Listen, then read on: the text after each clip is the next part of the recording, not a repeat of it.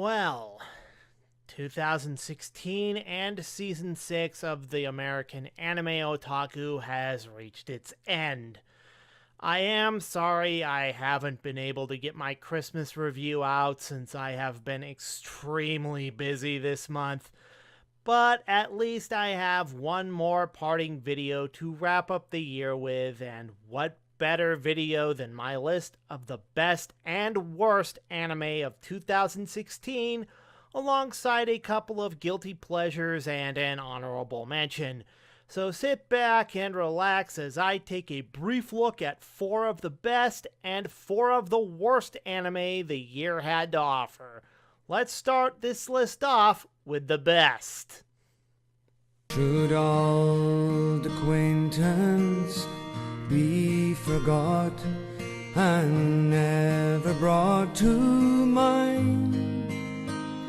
Should old acquaintance be forgot and days of old lang syne? For old lang syne, dear, for old lang syne. Number 4. So for number 4, we have Flying Witch. This is a slice of life anime right up there with Azumanga Daioh. While it is not incredibly hilarious like Azumanga Daioh is, it is still genuinely funny at times. Also, much like Azumanga Daioh, it is mostly a laid-back anime exploring the daily lives of a group of extraordinary characters by focusing on a witch and her extended family. What really sells this anime is its set of charming and lovable characters. It is kind of what would probably happen if Kiki's Delivery Service got its own television anime series. This series is already promising a lot of exploration and family-based humor. It's refreshing and heartwarming to see a series that wants to promote the idea of family as being accepting no matter how odd they may be. In many respects, it almost feels like Disney had a hand in this. The visual style of the anime is very appealing and easy to look at. While it's not particularly amazing, the emotions and expressions shine right through. There seems to be a running gag in this anime where characters will say nothing, but their expressions will say everything. So if you are having a hard day, this anime will help you unwind with its charming atmosphere, positive energy, and some sincerely funny moments. For old lang Number syne. 3. So for number 3, we have Haven't You Heard I'm Sakamoto. This has got to be one of the funniest anime shows I have seen this year. There is always that one guy in school who everybody likes, the popular and smart guy that everyone would describe as cool. Let's make an anime solely about him, shall we? And oh boy, does it deliver. Most of the comedy in this anime is short form. The bulk of the series is pretty much based around one joke. Sakamoto is utterly perfect, and he solves every conflict effortlessly. The situations that Sakamoto is put into range from the ordinary to the just plain ridiculous. Much of the humor in this show is built around how he will effortlessly get himself out of various humiliating circumstances. The really impressive thing about this anime is that it has the ability to take a simple concept and keep itself fresh in a number of situations. Each episode is basically summed up the same way. Someone is going to try to make Sakamoto look bad. Let's see how it ultimately backfires and makes him look way cooler. The only thing that holds it back is that there really isn't any story or character development. It is basically your run-of-the-mill Roadrunner and Wile E. Coyote scenario. Then again, those cartoons weren't very well known for their overarching stories and rich character development either. One thing is clear though, this anime kept me laughing almost all the way through, so if you want some good laughs, be sure to check this one out. For old lang Number syne. 2. For number 2, we have My Hero Academia. Now, this was an anime that hit me personally as an adult living with autism.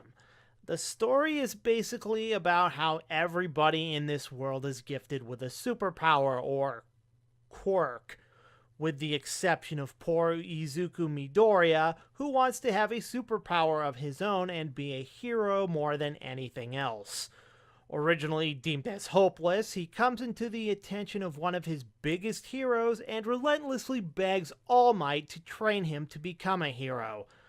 Under the tutelage of the world's greatest superhero, Izuku trained for months and worked his body and spirit hard to inherit his quirk.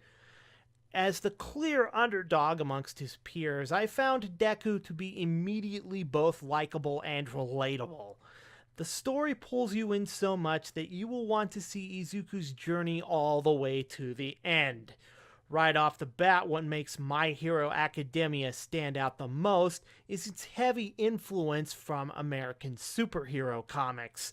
I really like how All Might is drawn with really thick lines and heavy shading, much like classic superhero comics from the 1960s. That being said, given the limited amount of time Deku had in the first season to build his character, focused on developing him as a relatable character and fleshing out his backstory. As such, it was incredibly fun watching Deku build up from zero to hero, and here's hoping that this anime is granted a second season. This anime is well poised to be, if not the next Naruto. Don't miss out. For old lang syne. And number 1. And for number 1, we have ReZero starting life in another world. This one actually surprised me in many ways given its rather long and underwhelming first episode.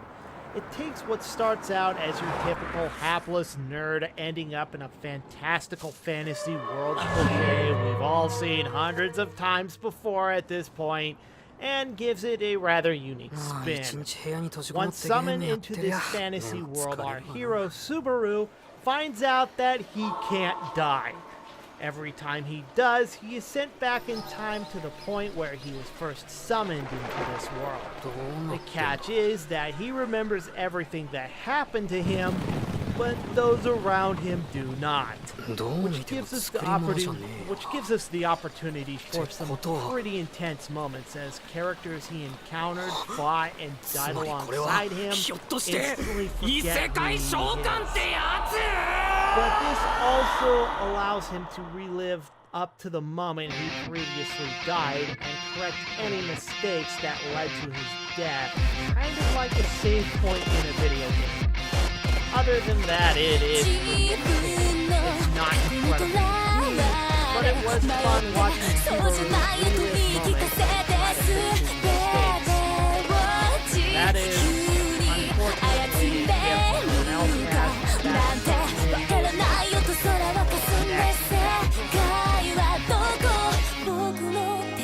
For old lang syne. Number 4.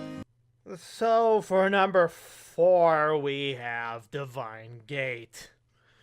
I think you should definitely know that I am very cautious when it comes to mobile and smartphone games. Dishonest DLC and payment practices and broken one-sided gameplay geared towards the players that pay out the most money is one thing. Let's see if we can make an anime out of that to sucker in customers to pay for our frivolous in-game currency.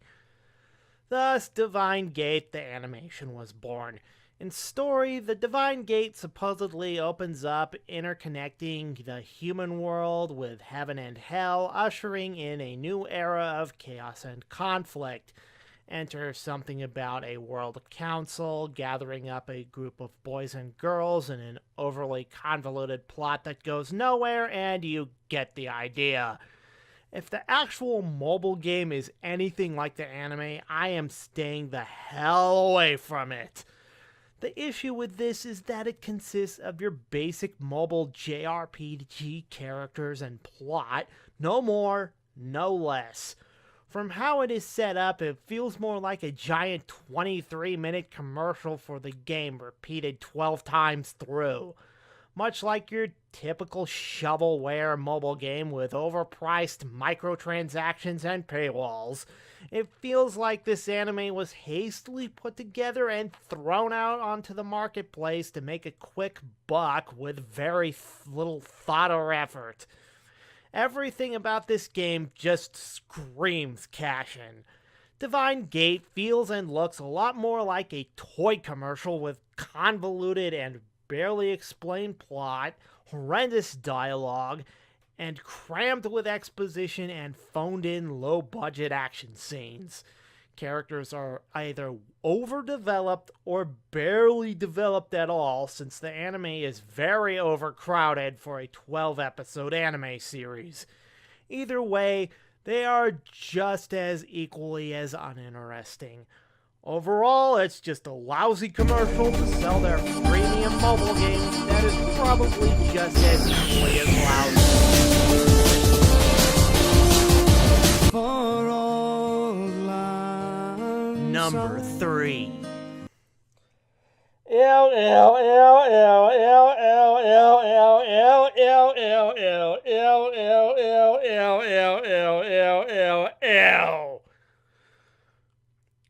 So for number 3, we have Super Lovers. 2016 had a couple of syrupy Fujiyoshi and Yaoi titles. Yuri on Ice was one of them, and then you have this. And trust me, if an anime was ever endorsed by freaking Nambla, this probably would be it, sitting right next to their copy of Boku no Pico. And for the love of God, don't Google it. Especially if you don't want men in black suits at your door. But for any respectable, normal person, one look at the promotional material for Super Lovers just screams no. Here you have an anime about a 16-year-old man adopting a 8-year-old wild child raised by wolves as a brother.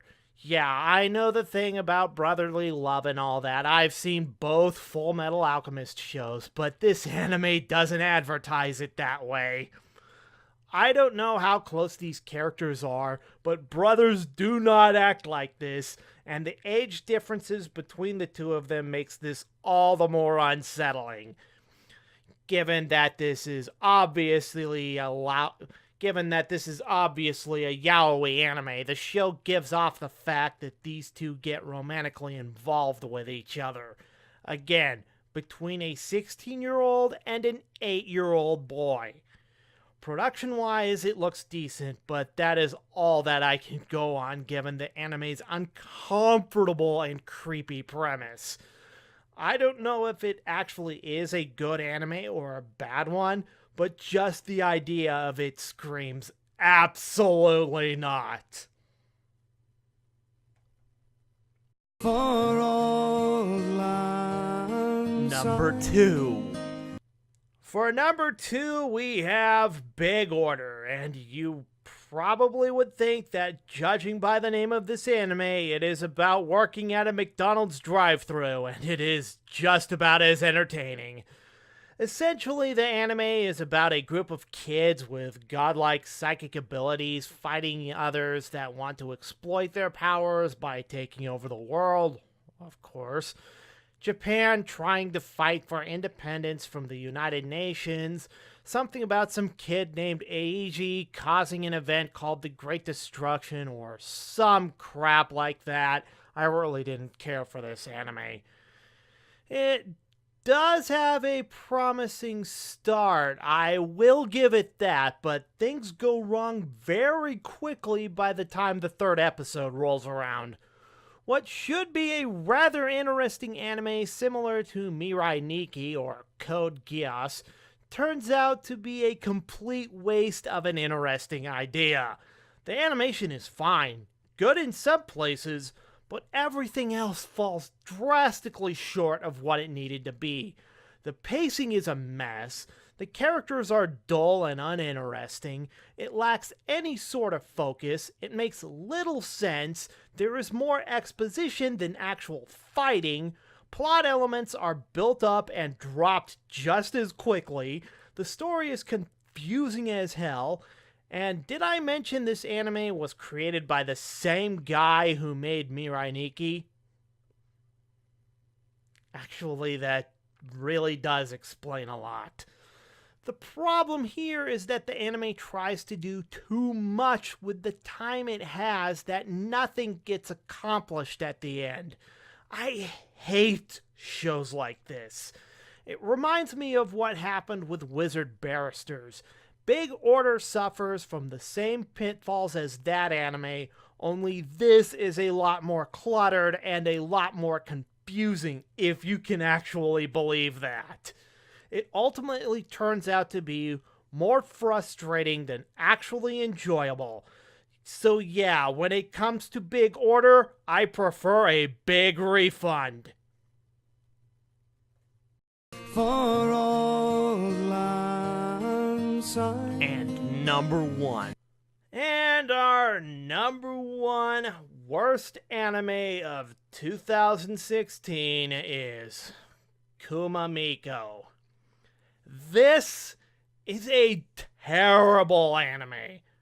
Never mind that the production quality is quite good and the character designs are cute and charming.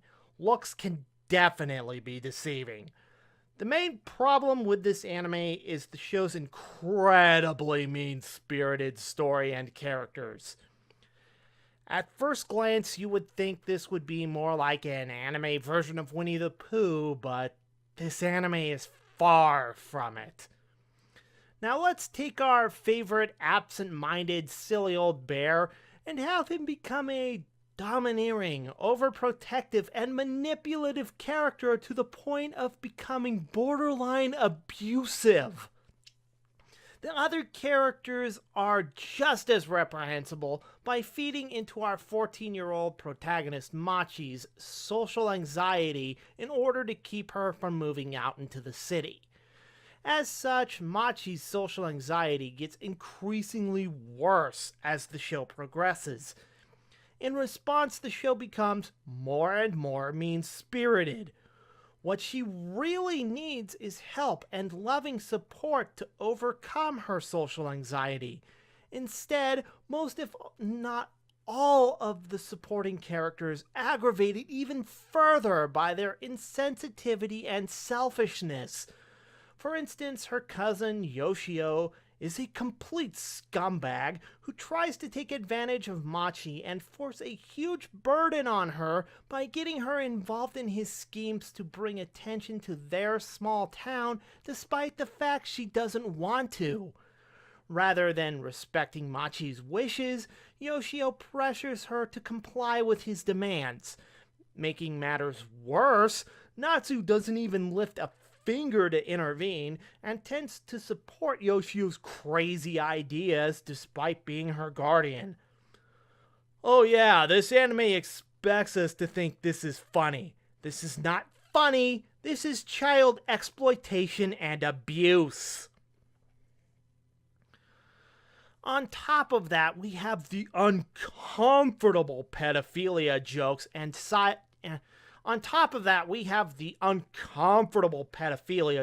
and child sexualization that is prevalent throughout this anime. The first red flag of this was in episode 1, where Yoshio is telling a group of 10-year-olds a sexually charged story about a bear having sex with a shrine maiden, explaining why the bears in town can understand human language. It doesn't stop there. We have a group of old guys ogling Machi and making lewd comments about her body.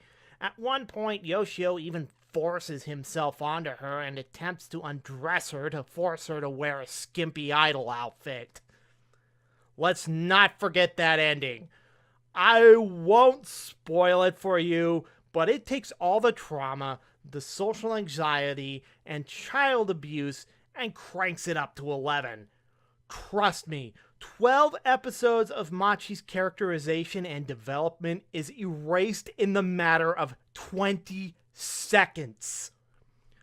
I knew this anime was going to be bad, and I feel justified by dropping it after the second episode, after all the other stories I heard involving this anime.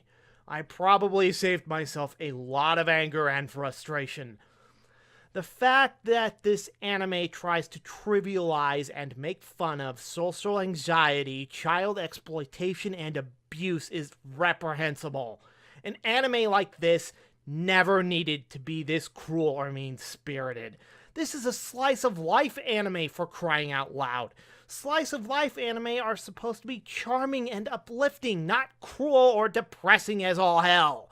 It ranks right up there with Kodomo no Jikon in how uncomfortable I felt watching it.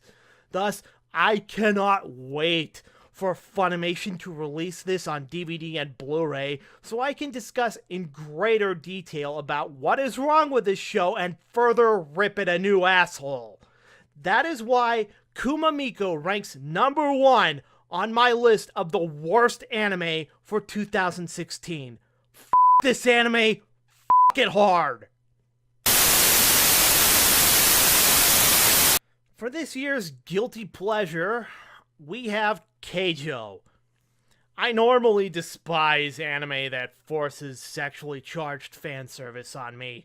Excessive striped panty shots or pointless boob activity have been the wrinkle in my enjoyment for many an anime.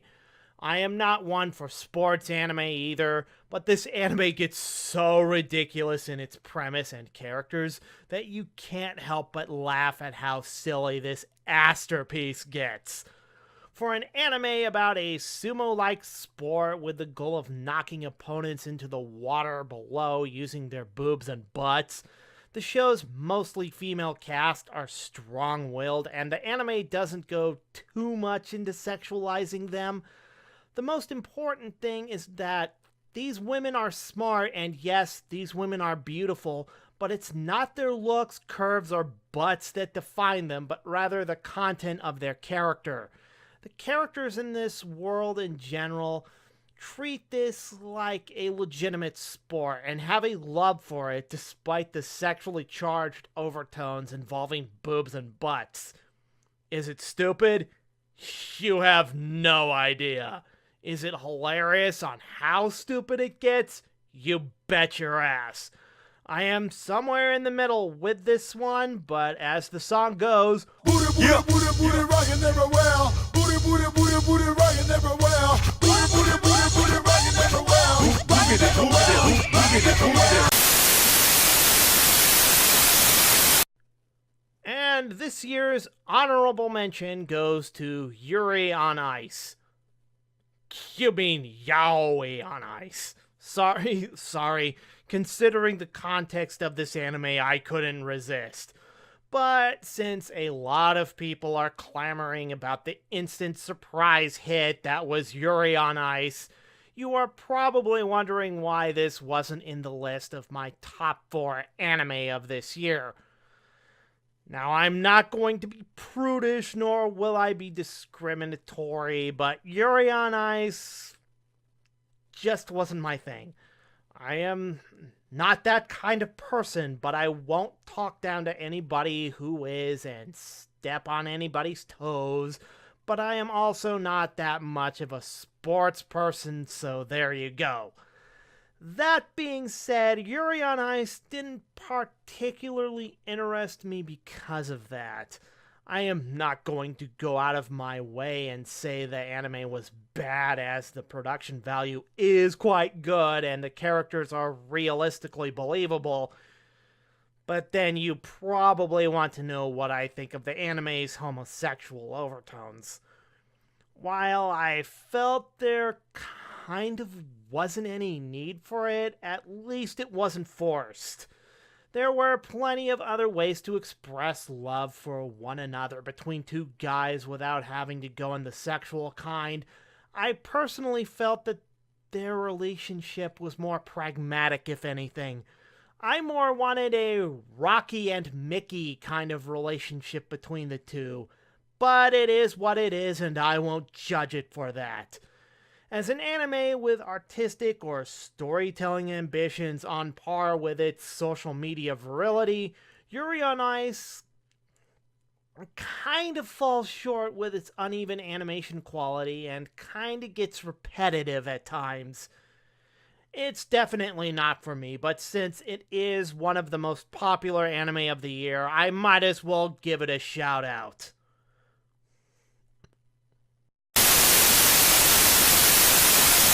So that is that for Season 6 of the American Anime Otaku. See you in 2017 for So that is that for Season 6 of the American Anime Otaku. See you in 2017 for Season 7. This is the American Anime Otaku, signing out.